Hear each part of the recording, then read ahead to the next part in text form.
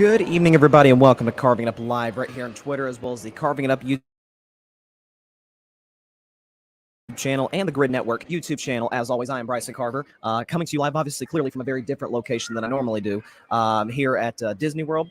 Going to be here for the next couple of days. So today's show and Monday's show will be somewhere around this location where I'm at right now. And then we'll be back in studio on Wednesday. But we've got an absolutely loaded Friday show on tap for you guys tonight. Obviously about to get into Broncos Chiefs in just a moment. Going to touch on some MLB playoffs, in particular Phillies Braves, ending last night with the Phillies taking out my preseason pick of the Atlanta Braves in 4 games in Philadelphia. To get back to the NLCS, I'll talk about that. Also, the Vol View, 6:30 Eastern, 3:30 Pacific time, at least at the time that you're watching us. Absolutely loaded in that regard. Going to talk about Tennessee's upcoming matchup with Texas A&M, big time matchup there in Knoxville in Neyland Stadium. And at the end of today's show, NFL predictions, Week 6. I got my upset of the week. I got if I were a Bettin Man, Bryson's Bleak bet, the whole bit. Want to know this week? I took Kansas City to cover the 10.5-point spread, so I feel good about that. And let's start with that. But first, Kansas City knocks off Denver last night, 19-10.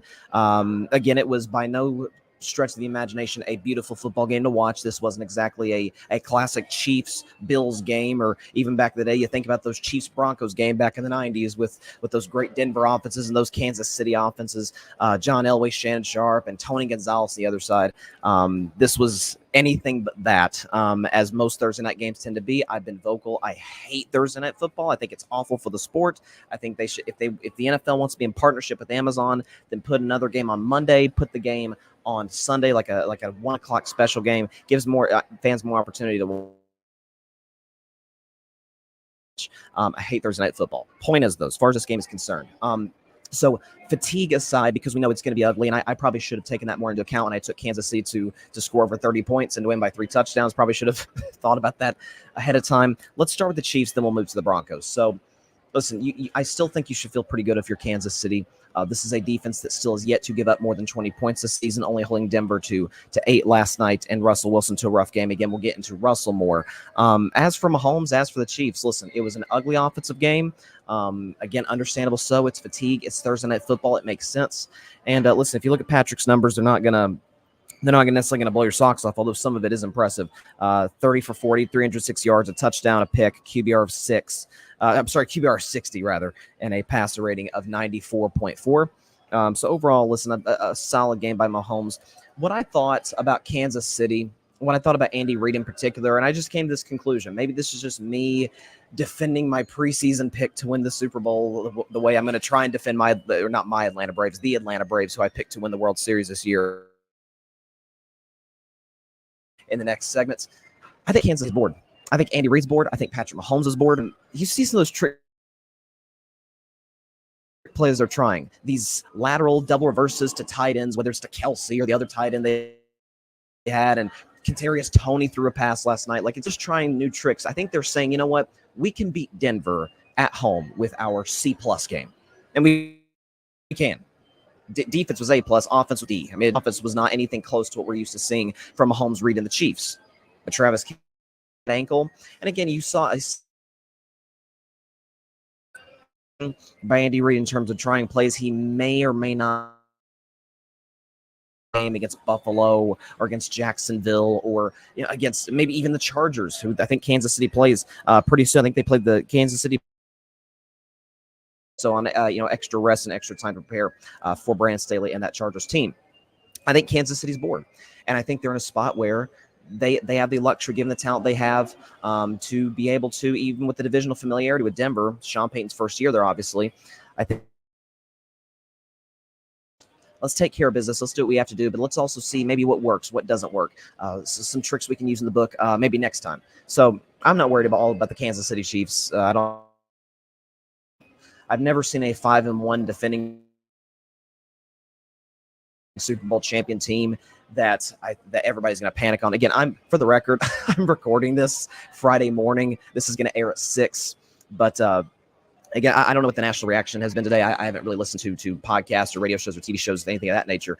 I'm going to be busy at Space Mountain or whatever. But yeah, I think if there's any panic today, then I don't think it's just Golden State Warriors in the past win championships, come back the next season, and you have those games November, December, January where they just kind of look flat.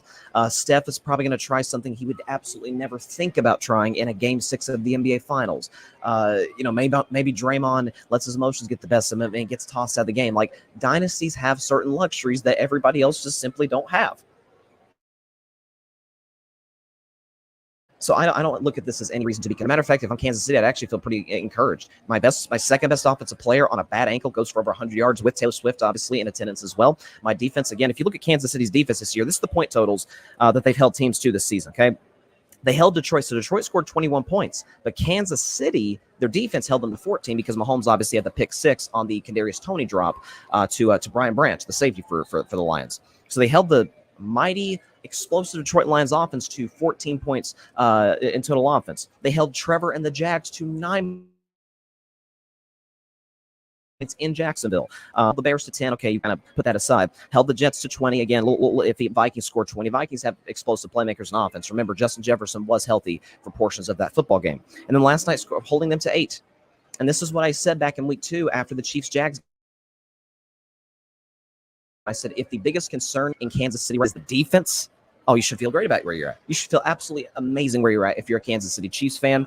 And so, great win by them. Listen, any win is good. Everybody exits the game relatively healthy. Offense looked more than serviceable at times. Good on third down. Either that drive at the end to kick the field goal. Harrison Butker is just... Dude's got ice in his veins. He's made so many big postseason kicks like this compared to that kick against the Bills in the playoffs or some of the game-winning kick in the Super Bowl.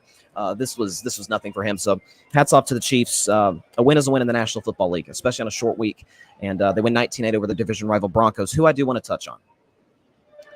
So obviously, not much has gone Denver's way this season. Russell Wilson has had a bounce-back season, I guess, to a certain extent. Basically, all of his numbers this year are better than they were at this point a year ago. 6 weeks through 6 games. I think Denver at this point, given the fact they're 1-5 now, notice you're starting to hear reports about Jerry Jeudy, about Cortland Sutton. I don't know if they move on from both. I'd be stunned if they don't move on from one, and my guess is probably going to be Jeudy.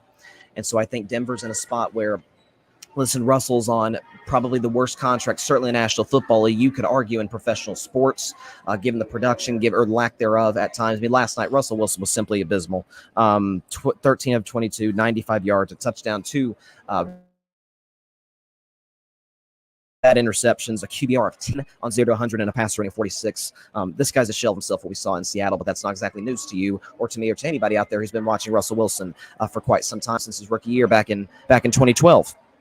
But I think the Denver Broncos are in a spot where does Sean Payton deserve criticism? Of course he does. And this is the guy, after all, who went after Nathaniel Hackett, the former coach of the Broncos, a year ago, criticizes him, says he does the worst job coaching the history of the National Football League. And then he comes in, the Broncos are 1-5, and for the record, their defense is significantly worse than it was in 2022, where the defense was actually what was keeping them in games. The offense just couldn't get their act together.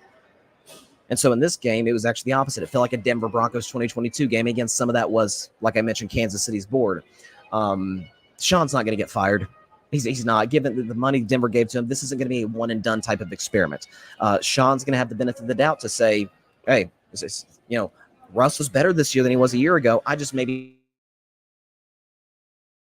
replace Vance Joseph as the defensive coordinator. And you could certainly make that case. And for the record, speaking of Vance Joseph's defense, you could make the case maybe to move on from Patrick Surtain. I wouldn't. I think great corners are hard to find in the NFL. I think Surtain is one of them. I know maybe he's not having the season this year that he's had, the last couple of his first 2 years in the NFL, but he's still a very talented player. We know secondary players from Alabama tend to be pretty successful in the NFL, and Surtain certainly qualifies as just that.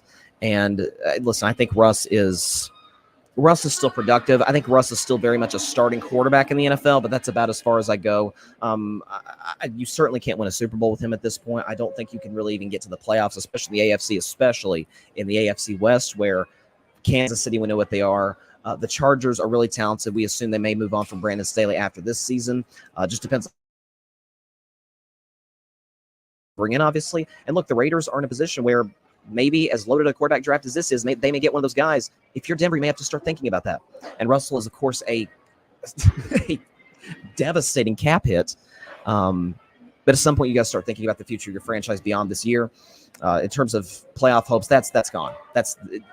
Denver's schedule just gets harder from here. They're 1-5. They got the Packers at home next week. Listen, Packers can't score offensively, but I don't put anything past Denver. They've got the Chiefs once again the week after that. Then they got at the Bills, Vikings, Browns, Texans. They got Detroit late in the season. Like, this doesn't get easier if you're a Denver Broncos fan. So I think you're in a spot where if you're Denver, you got to start thinking about the future. Does Jarrett Stidham at some point come in for Russell Wilson? Does that at some point become like a story? Again, you got to start asking some tough questions. If you're in Broncos and management, potentially the general manager's gone. But this isn't. Listen, Sean Payton this is not actually exactly to be looked at as his finest coaching job. But I don't think all of the blame can be placed on him. The guy's going to the Hall of Fame. He retires tomorrow. He's going into Canton, Ohio in the first ballot. I know a lot of people saying, hey, maybe we didn't give Drew Brees enough credit. Listen, Drew Brees, I've always said, is one of the 10 best to ever do it. Basically held every major quarterback record until Brady broke them all after Brees retired. So I think it's a 50-50 street. I don't think it's like Brady and Belichick where it was like 90-10 Brady. I think it was more like 50-50 Peyton Brees. Do they take a Michael Penix Jr. if he falls to them? Because, again, Denver's going to be bad enough to where they're going to get in a position to get one of these top quarterbacks. So Chicago's almost assuredly going to get the number one pick given how their bad record, and they have Carolina's pick as well. But it may not be a guarantee they'll take a quarterback if Justin Fields plays well, although if Justin Fields is good, they probably won't have the number one pick with their pick. So a lot of questions for Chicago and a ton of questions for Denver. Last night's loss didn't surprise me. Last night's offensive struggles for the Broncos did not surprise me against a great Kansas City defense. It's hard to believe one of the more well-run organizations of the league have not made the playoffs since 2015, which is ironically when they won the Super Bowl, and hasn't had a winning record since 2016, and hasn't beaten the Kansas City Chiefs since week 2 of 2015 when Peyton Manning, of all of you later in the show, was the starting quarterback. It doesn't make sense. It's crazy. It's wild, and it's kind of hard to wrap your brain around to a certain extent. But yeah, like I said, I'm in Disney World, staying here, a few days here, like for fall break at school. So midpoint of the semester, college student. Shout out to my fellow college out there. Y'all know what this is like. And but yeah, take a little breather. Again, Disney. I've always said outside of sport, any major sporting event, Disney World is the 100% the only place that I would want to be. So it's awesome to be here. It's awesome to be back down here in Lake Buena Vista, Florida. I think we're going to hit the Magic Kingdom today. So very, very exciting. And yeah, but listen, it's football season's right in the middle. I had to do shows. I had to put out the content out there. So I appreciate everybody for tuning in. But I forgot to mention, and then I'll get to Phillies Braves. I forgot to mention on my show what I always say at the beginning of pre-recorded shows.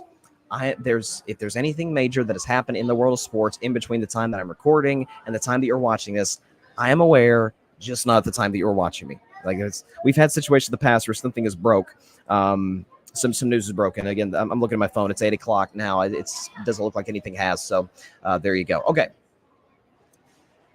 Phillies Braves. So this one hurt for a couple of reasons. I'm not a Braves fan. I'm a Red Sox fan. We're going to get Shohei Ohtani for the record. But Atlanta is in a spot where they've got one of the better rosters in Major League Baseball. Pitching in Atlanta has been a set culture for a long time. That's why they've had so much success in the playoffs over the last 3 decades. Obviously, remember what they had in the 90s. It's a shame they didn't get more than one World Series in that time span. But it hurt. This one hurt for a couple of reasons because Atlanta was my pick before the year started to be the World Series champions, to beat Houston in a rematch of 2021. And it hurt for the second reason because it was a Philadelphia team that took them out. And in this case, if you're a Braves fan, extra salt in the wound for the second straight year. For Atlanta, look, it's not like that. I don't think there's going to be crazy sweeping changes. Will they be in the mix to get Shohei Ohtani? Maybe. Obviously, there's no salary cap in baseball. Atlanta is one of those markets where you can pay some of these big name players like a Shohei, who's going to be one of the biggest free agents we've seen in baseball in maybe ever. So certainly I would think Atlanta will be in the mix. I don't think that's going to be – I don't think Shohei Ohtani, it's boom or bust for the Braves to win a World Series. But listen, the pitching staff is still – I think it was really good. Pitching wasn't even – if you take game if you look at the Braves, through the series last night, pitching wasn't the issue. It was really situational pitching. Nick Castellanos was a monster in this series. Had a couple of homers last night. The one that tied it, and the insurance run a couple innings later in the sixth. Again, the Phillies did win this game 3-1 for the record. I apologize for not mentioning that. But again, if you look at the series, pitching wasn't really the issue for Atlanta outside of Game 3 when they gave up 10 runs, but gave up 3 in Game 1, gave up 4 in Game 2, and gave up 3 last night. So if you're Atlanta, it's the offense didn't show up. Ronald Acuna, who's I think unquestionably going to be the National League MVP given the historic season he had, wasn't that good in the series. I think I saw he only had 2 hits in the series in total. I think it was 2 for 14, something along that ballpark. I thought I heard Ernie Johnson, the great Ernie Johnson, saying last night on TBS, when your best player offensively is struggling, and it did feel like after Game 2, when Austin Riley hit that dramatic home run to give the Braves the lead in the 8th inning with 2 outs, it did feel like, I'm not going to say the Braves were necessarily on borrowed time, but it just kind of felt like if you're Philadelphia, you're like, okay, we held them scoreless out in Game 1, and in Game 2, it took Austin Riley doing a heat in the 8th, and it took them turning an insane double play just to beat us by the skin of their teeth. Philadelphia had to be thinking, look, we do what we came here to do. We're tied 1-1. We go back to Philadelphia, which is one of the most difficult environments to play in all of Major League Baseball. Citizens Bank, is it Citizens Bank Park? I think I call it Citizens Bank Field the other day. It is Citizens Bank Park. I misspoke the other day. Citizens Bank Park in Philadelphia. That is one of the crazier. It's one of the only Major League Baseball ballparks that feels like a college football crowd. I mean, it is wild there. I mean, it feels like, I don't want to be sacrilegious here. I'm about to talk about my Vols in just a moment. It reminds me a little bit of Neyland Stadium to a certain extent, where it's like you walk in and it's the obviously 9 baseball players in the field. It feels like the crowd, Seattle and Texas A&M calls their fans the 12th man. It feels like for the Philadelphia Phillies, they feel like they're the 10th man, or like an extra pitcher to a certain extent. It's unbelievable. So, and obviously the Braves had a golden opportunity in the 7th inning with Acuna, bases loaded, down 2 runs, 2 outs, and he hit that fly ball to left center field. I'm thinking, oh my gosh, but center fielder comes in, makes a play on it. I'm not sure. Bryce Harper injured his elbow in the 8th inning. I'm not sure what his status is. My guess is he'll probably be okay. But listen, Philadelphia's got Arizona. Who'd have thought I'd be saying those words? The Arizona Diamondbacks in the National League Championship Series. Look, at this point, Arizona is young. Again, I really like Corbin Carroll a lot. They've got a lot of good young talent there. They just swept the Dodgers, not to necessarily bury the lead, but that feels pretty important. But listen, Philadelphia's got the experience. They just went to the World Series a year ago. They've got the pitching, Zach Wheeler and the guys they got there. Great offense. I think they're in a good spot moving forward. I'll take the Phillies. I'll say Philadelphia in 5. I think it's a pretty quick series. I think they get back to the Fall Classic in a week. So Philadelphia wins it in 5, which I mean they clinch it at Chase Park, Chase Field, wherever they play in Arizona. So I'll take Philadelphia to win. And then as for the American League Championship Series, which got set, I guess last night or a couple nights ago, Astros, Twins. No, I'm sorry. No. Astros just beat the Twins. Astros and Rangers, 2 American League West rivals. Obviously, we know the Rangers, baseball fans out there know the Rangers kind of blew that division, kind of choked the division to a certain extent in the last weekend of the regular season. Props to Houston. They did a good job. They're playing well. I'm going to take Houston in 6 games. I really like Texas's pitching in general, so I'll take the Houston Astros to win the series in 6 games and advance to the World Series. I thought they'd get there before the season. Even when they were having some rough stretches, I felt good about where they were at. And so, yeah, I will take the Houston Astros to win in 6, the Philadelphia Phillies to win in 5, and so we will have a rematch of the 2022 World Series. Very exciting series, no question about it. And listen, Philadelphia's going to be a handful. Like, they feel like, to me, as good as Houston is, as well as Houston's playing, Philadelphia to a certain extent kind of feels like the favorite. So props to the Phillies, props to the Astros, props to Arizona and Texas on getting there. But I think we're going to, given where we're at now, it feels like we got a rematch, or we're set for a rematch from 2022 in the World Series. I feel pretty confident about that, no question about it. As of my favorite segment on Carving It Up Live, the Vol View, obviously you guys know out there I'm a massive Tennessee Vols fan, so let's go and get this going. The Vol View starts right now. Texas A&M, Tennessee.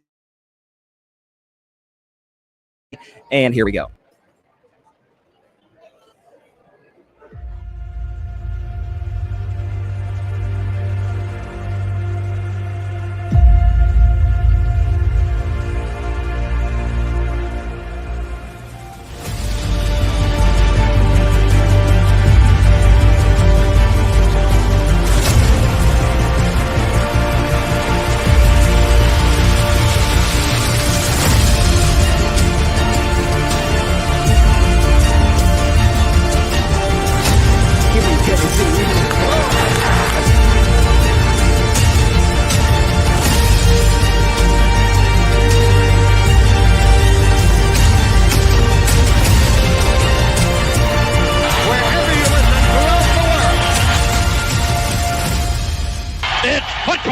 time in Tennessee. Here we go. It is football time in Tennessee. Second, being able to come back from the bye week for my Vols, 19th ranked team in the country. Actually was able to move up a few spots despite not playing due to some upset losses, or in some cases just ranked teams playing other better ranked teams and coming up short. But Tennessee Vols have Texas A&M tomorrow afternoon, 3:30 Eastern on CBS. Big game on CBS and the SEC. Obviously, I think this is the final year that CBS is doing SEC games on a consistent basis. I think they're taking over the Big Ten next year, and ESPN is going to be doing more SEC games. Those who aren't SEC fans, I apologize if that sounds kind of irrelevant to you, but listen, CBS has been doing SEC for decades, so it's going to feel weird next year, no question about it. But Tennessee is a field goal favorite at home, so Vegas is saying if you put these two teams on a neutral site game in the Rose Bowl in California, the Cotton Bowl in Texas, or if they put them on Mars or something, if you made it air breathable Mars, this will be a pick'em game, a 3-point game between Tennessee and between Texas A&M. Again, Vols are favored by 3. Texas A&M coming off a loss to Alabama last week. I think it was 26-20 was the final score. Bama, who's really been struggling offensively a lot through the first part of the season, kind of rotating through quarterbacks. Jalen Milroe's been their most consistent guy. They seem to move the football up and down the field pretty consistently on Texas A&M. And that game was in College Station too, so that's a home game for Texas A&M. They do have the 12th man, or did have the 12th man on their side, and Bama took care of business. Some of that's just Nick Saban's been here and done that. An average Saturday at Texas A&M is nothing crazy for him. Jimbo Fisher has coached at Neyland Stadium before. Neyland Stadium is actually going to be checkered orange and white tomorrow in Knoxville, so it's going to be an insane environment. It was nuts a couple weeks ago when they almost blacked out the stadium with the blackout uniforms, with the dark mode uniforms, kind of Halloween style. But listen, it's going to be checkered Neyland. Joe Milton's playing really good football. He's got a massive arm. Tennessee's run game has been absolutely the strength of their football team all season long. Jabari Small's been good. Jalen Wright's been good. Dylan Sampson as well. And so you have these guys. You have a great offensive line. Cooper Mays, the center, coming back and being able to do damage consistently for them. And defensively, Tennessee's got some really good pass rushers. I really like the kid Pierce. I think he went SEC Defensive Player of the Week for his performance a couple weeks ago against South Carolina. And obviously, look, Texas A&M's offensive line is significantly better than the Gamecocks is. But I think Tennessee has shown through the first 5 games of their season they can get pressure pretty consistently on anybody. Even in the loss against Florida, they were able to get pressure pretty consistently at points in spurts against the Florida Gators. So, again, as a Tennessee fan, I going into this one again as a three-point spread. Go and put up the final score here. I've got my Vols winning 34-27. I think it's gonna be a high-scoring affair. I think Texas A&M is listen. They can be an opportunistic defense, and I think they'll pick off Joe Milton. Let's just say one time. Hopefully it's not a terribly costly interception. But Tennessee's defense is able to get a stop at the very end of the game. Tennessee's offense is just as productive as it's been. Squirrel White. Obviously, Tennessee missing Brew McCoy for the rest of the season, which is a really devastating blow given the injury suffered 2 weeks ago. But listen, Milton's playing well. The running game has been awesome through the first part of the year. So and you got the score right there. I've got Tennessee 34-27 over the Texas A&M Aggies. Again, Tennessee ranked 19th. I have to imagine they'll go up before next week's big Thursday, Saturday, and October showdown against Alabama in Tuscaloosa. So that's going to be a big-time matchup for sure. But I think my Vols going to win 34-27. Listen, any game Tennessee's playing, you can pretty much, at least under Josh Heupel, you can pretty much slate them for 30 points. So just I feel good about Tennessee. I feel good about where the offense is at. The defense is, I think, significantly better than it was a year ago. Tyler Barron's playing well. Beasley has looked good. The secondary's played well. Haddon had a monster game against South Carolina.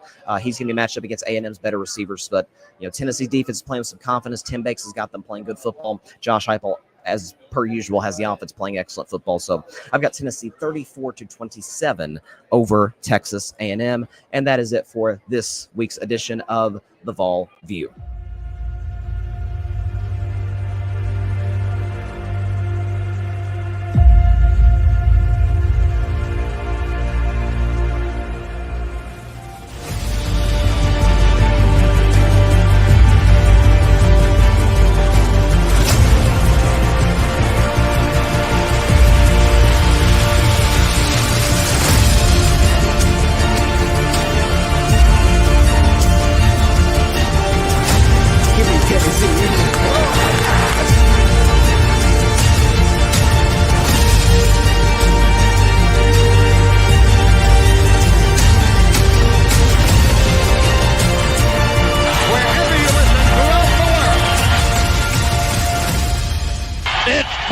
time in Tennessee. Like I said, never gets old hearing that voice, the voice of the late, great John Ward. It is football time in Tennessee indeed. Okay, so it is Friday, and we've got an absolutely loaded slate of Week 6 NFL action ahead. Matter of fact, we got our third straight morning game in London between the Ravens and the Titans. I'll get to that in just a moment, but again, we've got some great matchups. This is, I'm not going to lie to you guys, this is the first week of the year that I genuinely struggled with my upset of the week pick because there are so many big favorites. San Francisco's a huge favorite against Cleveland with a backup quarterback, understandably so. Miami's a big favorite over Carolina. There's some huge spreads this week in Week 6 of the NFL season. So I feel good about where I'm at. I feel good with my picks. Coming off a pretty good week 5, going 9-4 on my predictions. So let's go and roll the background music. Here we go right now with my Week 6 NFL predictions, and we will start. If the background music is going right now, I think we're starting.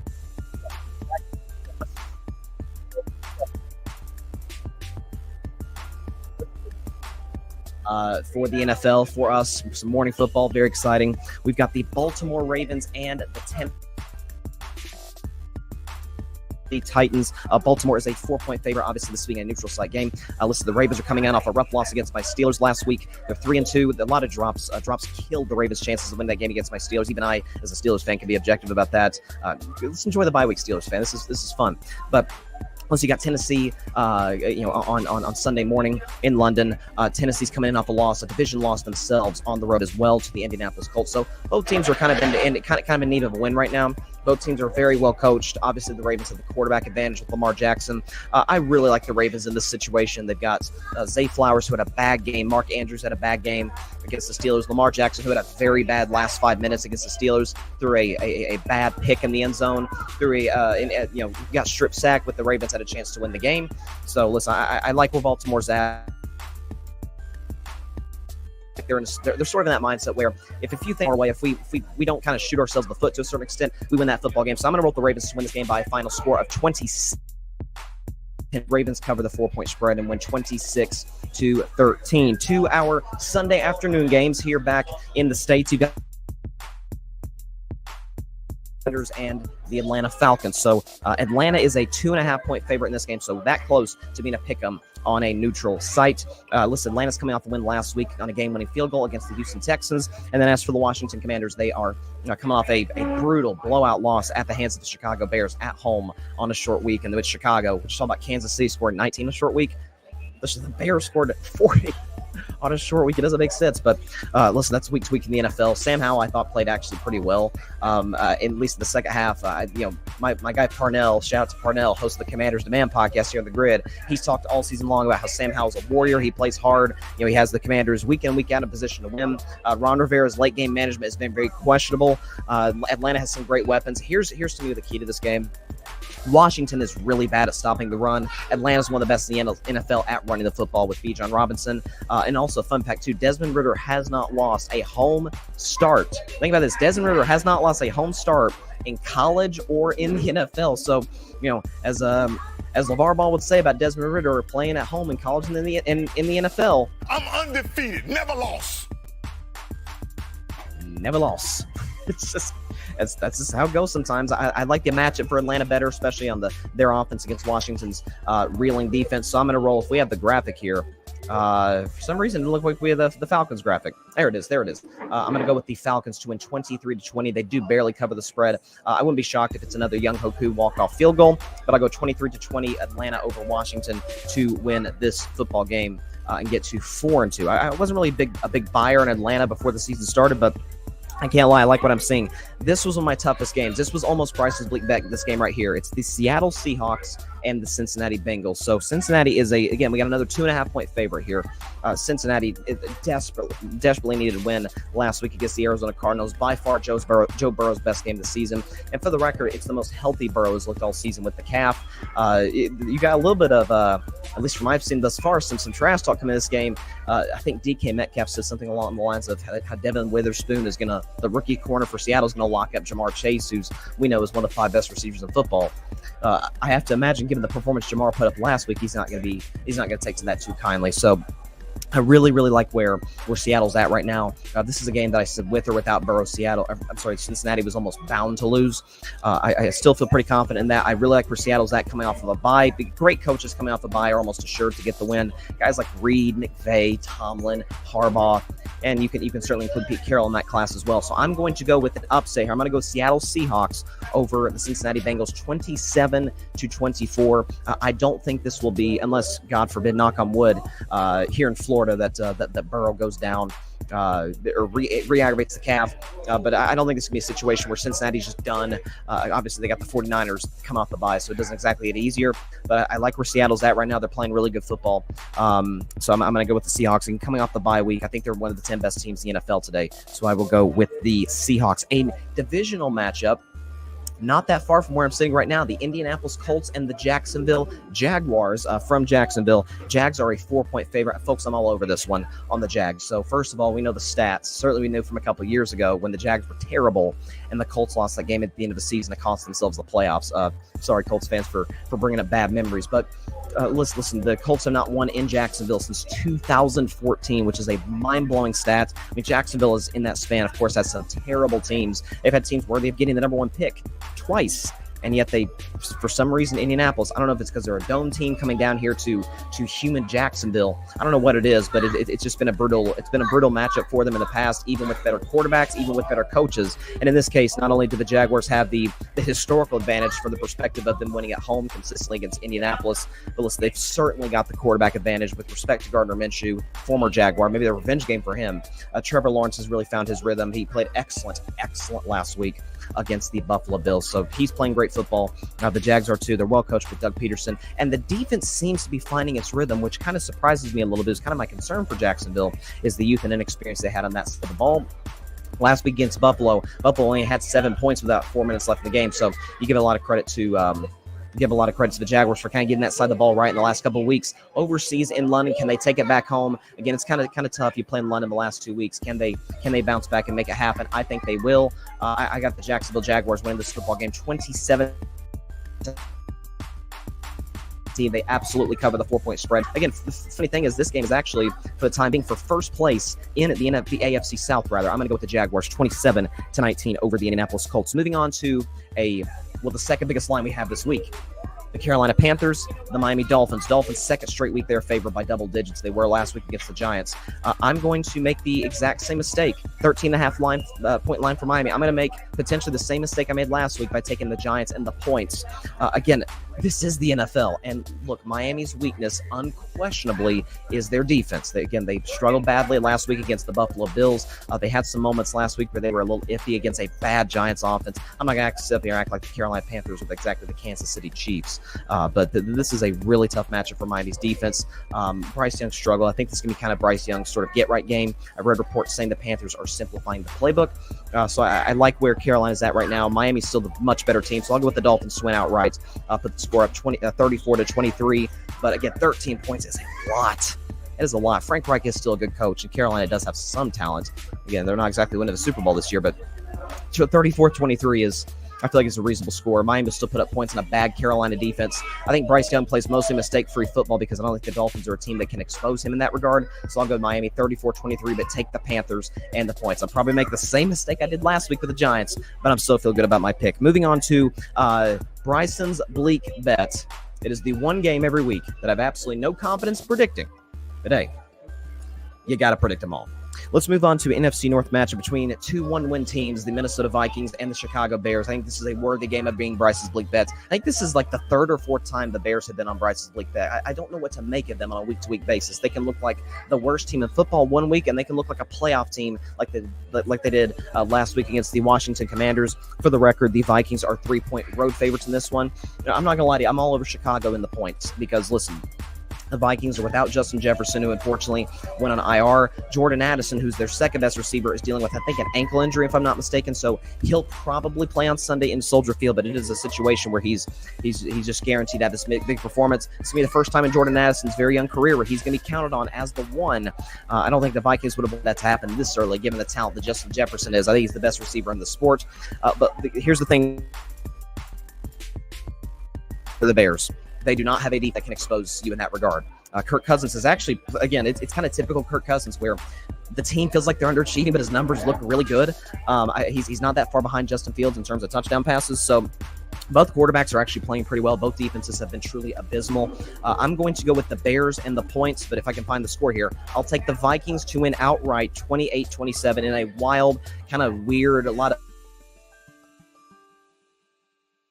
turnovers, a lot of things of that nature. I think teams run the football relatively effectively. I thought about going with the Bears, but on Bryce's Bleak bet, I guess I'll go with the Minnesota Vikings, who I think, listen, here's the fact of the matter is both teams would actually be better off losing this game and being in a position to get Caleb Williams. I hope Caleb Williams goes to the NFC because I don't want to face him as a Steelers fan, and B, the NFC is really in desperate need of elite quarterbacks right now. They just don't have that many, so Caleb Williams going to the NFC would certainly help, no question about it. Moving on to another big line. San Francisco 49ers, Cleveland Browns. Niners on the road are 9.5-point favorites against Cleveland, who's going to be playing. It looks like P.J. Walker is going to get the start for the Browns, his first start since last year when he played a little bit for the Carolina Panthers. Remember, he's an XFL quarterback. Really cool story. One game or two for Carolina last year. So, look, San Francisco, I said on Monday's show after the blowout win against Dallas, this team has the potential to be potentially the greatest team in NFL history, given the roster, given the winning streak they had since last year. I think it's been since October the 29th or October 22nd, something like that, since they've lost a football game. They are playing insanely great football on both sides of the ball. Finally, Brock Purdy seems to be getting his due share, seems to be getting the credit he so very much deserves. But listen, I feel great about where San Francisco's at. I don't know how you couldn't. They're relatively healthy, which is a big thing for them because given their physical brand of football, health can be a bit of a concern for them from time to time. But I feel good about San Francisco where they're at. Cleveland's defense, a lot of people are taking the Browns to the points, given that they're at home, given their defense is one of the better in the NFL. You got to realize, and we've seen this at times from time to time with the Jets, that when you're a great defense, but your offense is completely incompetent, it can be really demoralizing. I think Brock Purdy's, listen, look what he did against the Dallas Cowboys. Why should I think that he's going to all of a sudden struggle against the Cleveland Browns, albeit on the road? So I will go with the San Francisco 49ers to win in blowout fashion, 28-10 over the Cleveland Browns. They do cover the 9.5-point spread pretty easily. They actually almost double it up to some extent. So San Francisco 28, Browns 10. Just create more separation between my Steelers and the Browns. I love it. Okay, moving on to the New Orleans Saints and the Houston Texans. I don't know what to do with this one.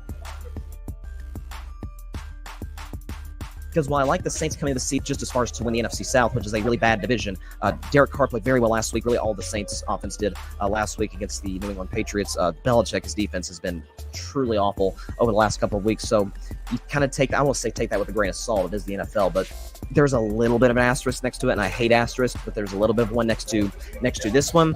But listen, the Saints are playing good football, but listen, Houston's won 2 of their last 3 games. They lost a heartbreaker last week against Atlanta, but their defense, it felt like, is kind of starting to find itself a little bit under N'Keal Ryans. We know the player he was, and know the defensive coach that he is, former defensive coordinator in San Francisco.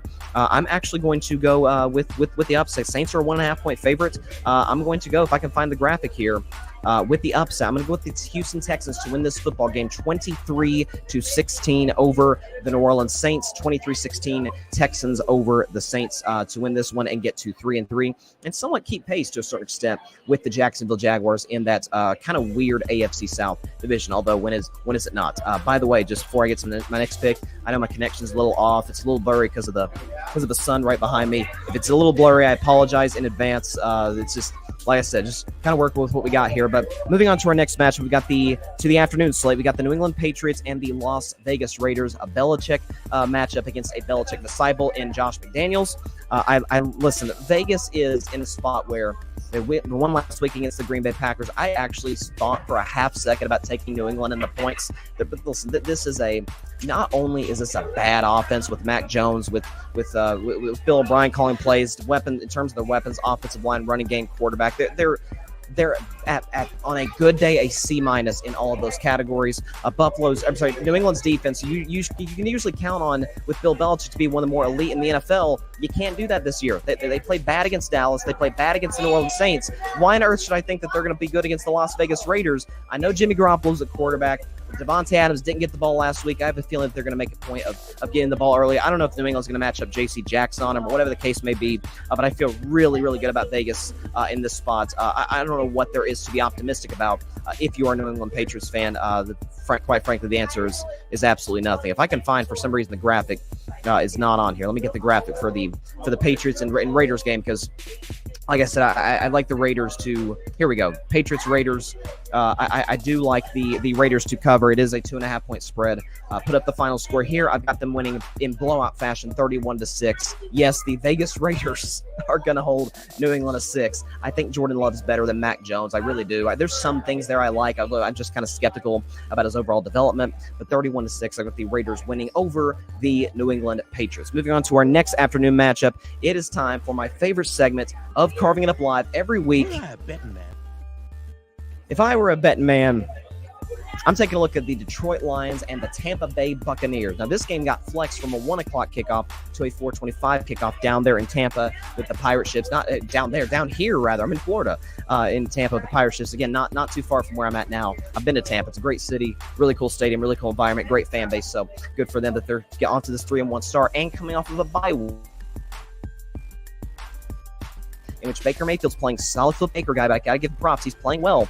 But you got so this is going to be sort of that test for Tampa Bay, win or lose, where we're like, okay, are they for real? Are they the best team in that NFC South division, where they're in first place over New Orleans and over the Atlanta Falcons? You know, they're in a spot where they're playing good defense. They held the Saints to 9 in the Superdome just 2 weeks ago.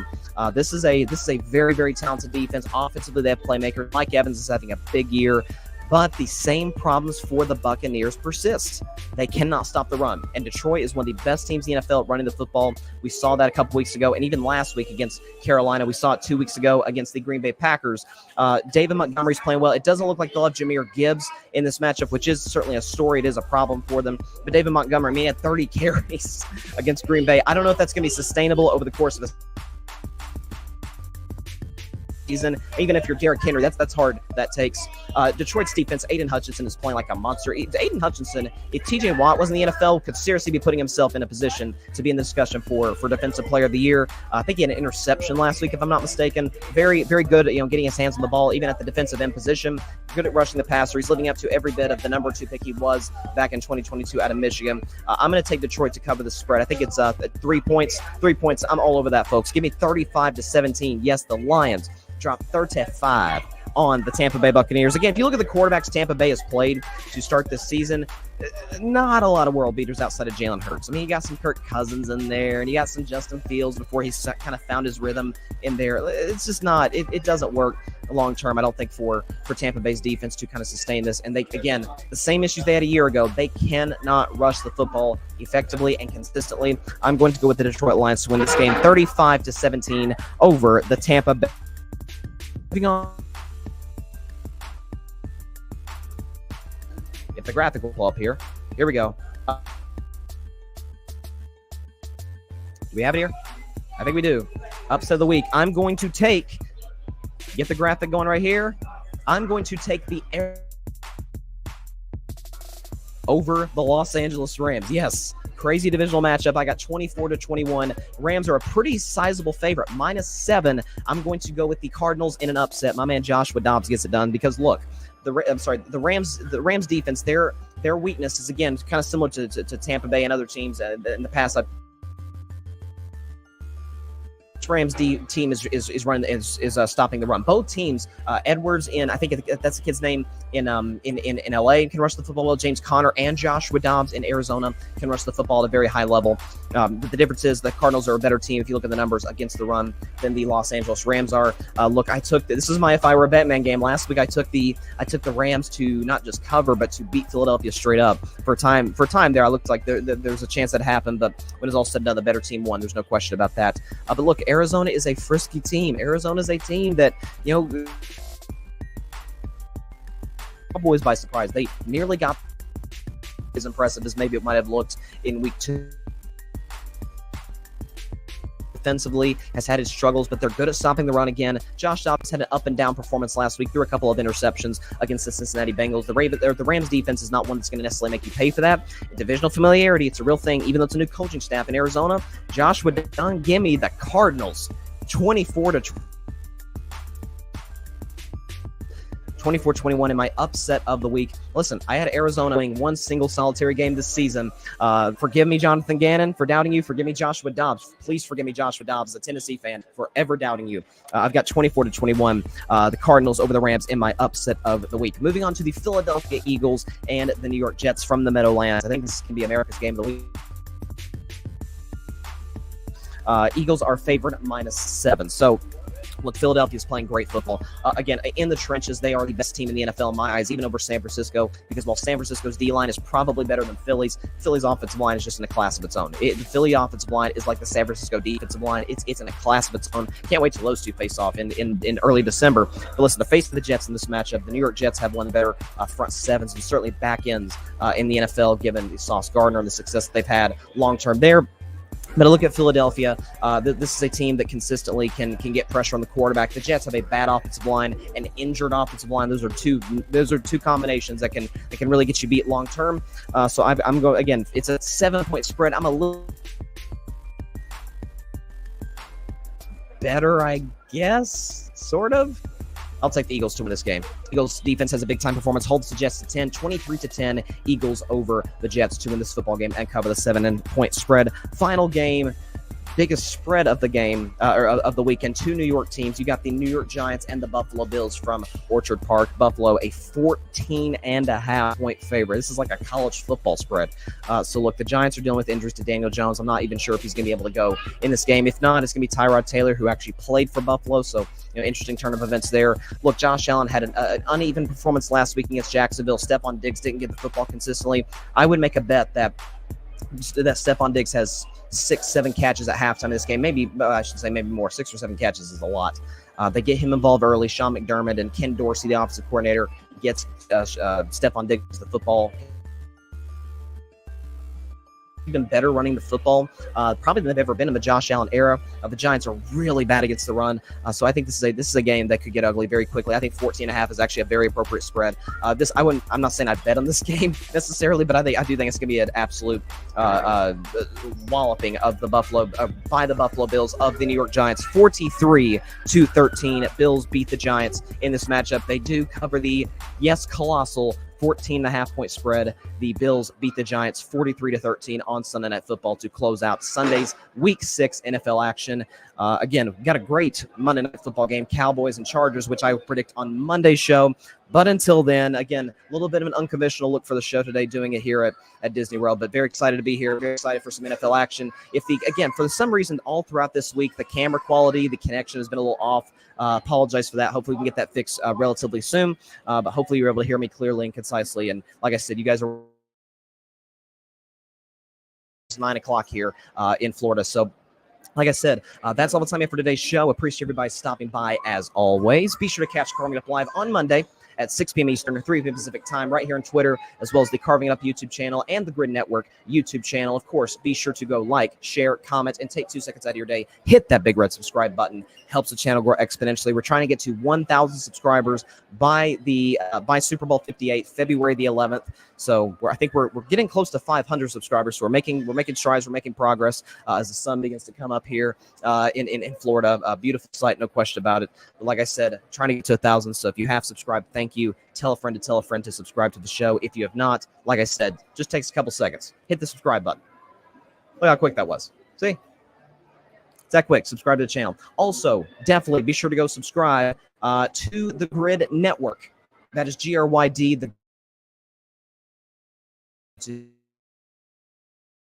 As well as any and everywhere you get your podcast, be it Apple Podcasts, Spotify, iHeartRadio, Google Podcasts, any and everywhere you get your favorite podcast. Subscribe to the Grid Network.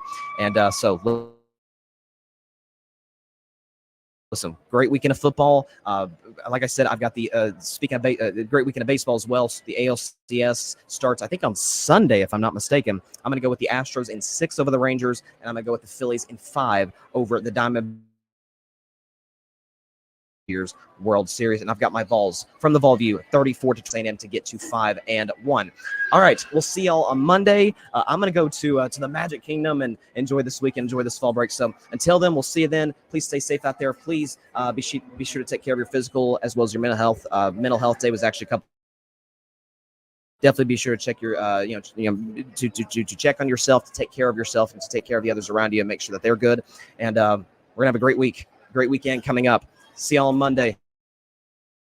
Bless y'all. Peace out.